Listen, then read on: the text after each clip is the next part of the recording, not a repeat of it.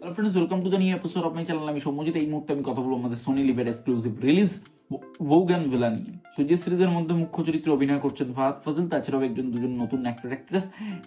নতুন বলছি কারণ এই অ্যাক্টর অ্যাক্ট্রেসের ছবি আমি আগে কখনো দেখিনি। ইটস মাই ফল্ট, যদি আমার ভুল হয়ে থাকে তাহলে প্লিজ সরি। তো এই সিনেমাটা কেমন লাগলো? এই সিনেমাটা এক কথায় বলতে গেলে জাস্ট ব্যাপক থ্রিলার, সাইকোলজিক্যাল থ্রিলারের বেস্ট সিনেমা এটা। সিনেমার গল্প মেকারদের তরফ থেকে প্রচুর লুকিয়ে রাখা রয়েছে ট্রেলারে। আমি তবুও বলছি, এখানে যে মুখ্য চরিত্রে যে ছেলে এবং তার ওয়াইফ, একজন ভদ্রলোক এবং তার ওয়াইফ, তারা দুজনে একটি বাড়িতে থাকে। তার বউয়ের সাথে বিভিন্ন রকম কাণ্ড ঘটে, হ্যাঁ, আর বেশি স্পয়লার দেবো না। বিভিন্ন রকম কাণ্ড ঘটে। তাদের যে ছেলে মেয়ে, তারা একদিন হারিয়ে যায়। সেই কেসটা সলভ করতে কে আসে? ফাহাদ ফাজিল। তো ফাহাদ ফাজিলের যে ক্যারেক্টার, তিনি কি পারবেন বা এটার ক্লাইম্যাক্স, এর থেকে বেশি জানতে হলে তোমাদের সোনি লিভে গিয়ে সিনেমাটা দেখতে হবে। সিনেমার পজিটিভ দিক, নেগেটিভ দিক, আমার জন্য এই সিনেমার প্রথম পজিটিভ দিক এখানে ফাহাদ ফাজিল, বাকি যারা অ্যাক্টিং করেছে তাদের অ্যাক্টিং ব্যাপক, জাস্ট জেম। এই জন্যই বলে সাউথ মুভির থ্রিলার কাকে বলে সেটা এই সিনেমাটা দেখলে বোঝা যাবে।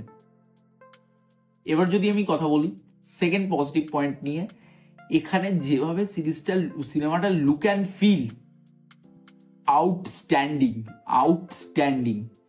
এখানে এই সিনেমাটাতে যে অ্যাক্টর এবং অ্যাক্ট্রেস কাজ করেছে তাদের মধ্যে যে বন্ডিং ভীষণ ভালো দেখিয়েছে।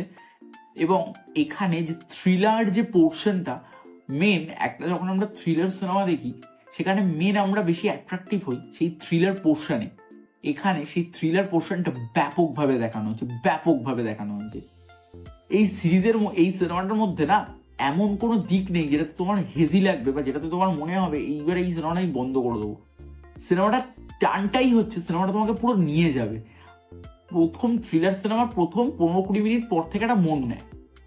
এই সিনেমাটা প্রথম 1 মিনিট থেকেই মন নিয়ে নিয়েছে, শুধু নাম দেখানোটা বাদ দিয়ে তারপর যেটা মন নিয়ে নিয়েছে।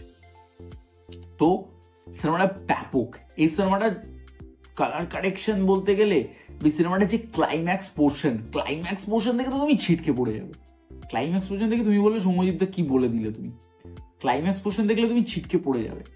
এবার যদি চলে যাই ছবির নেগেটিভ পয়েন্ট, ছবির প্রথম নেগেটিভ পয়েন্ট হচ্ছে একটাই নেগেটিভ পয়েন্ট, আমার অন্তত পার্টিকুলারলি এটা অনেক কষ্ট করে বের করেছি খুঁজে। আমার নেগেটিভ পয়েন্ট, ফাহাদ ফাজিলের যে ক্যারেক্টার, সেই ক্যারেক্টারগুলো না খুবই ভালো। তিনি খুব ব্যাপক একজন অ্যাক্টর, এখানে তাকে দারুণভাবে প্রেজেন্ট করা উচিত। কিন্তু তার যে সেই ডায়লগসগুলো না প্রত্যেকটা ছবিতে ফাহাদ ফাজিল, শুধু আমি যদি ভেট্টাইয়াটা বাদ দিই, প্রত্যেকটা ছবিতে তার একই রকম ডায়লগ বলার স্টাইল হয়ে যাচ্ছে। এটাকে একটু চেঞ্জ করা উচিত, তাহলে হয়তো আরো বেশি ভালো লাগবে। তো এই ছিল আমার এই সিনেমাটা নিয়ে রিভিউ।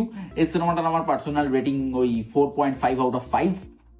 ব্যাপক, জাস্ট ফ্যাপ হয়ে গেছি সিনেমাটা দেখে। তো তোমাদের কেমন লেগেছে জানিও, আর তোমাদের যদি আমার ভিডিওর সাথে একমত হয়ে থাকো তোমারও কমেন্ট করে জানিও।